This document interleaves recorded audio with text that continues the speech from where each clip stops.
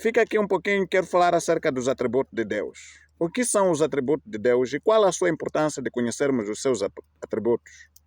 O nosso Deus é bom, é poderoso, Ele é o Criador, Ele é santo.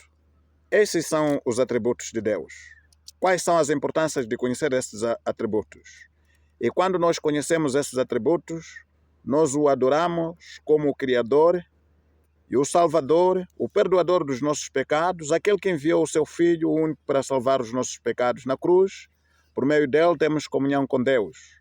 É por isso que nós temos que conhecer os atributos de Deus e as suas importâncias para que possamos ficar firmes diante deste Deus tão poderoso, o Criador de todas as coisas. Eu não conheço mais outro Deus que criou o que nós temos vivido, a não ser este Deus que merece toda a adoração e o louvor, em nome do Senhor Jesus Cristo. Que Deus abençoe você e a sua família, em nome do Senhor, amém.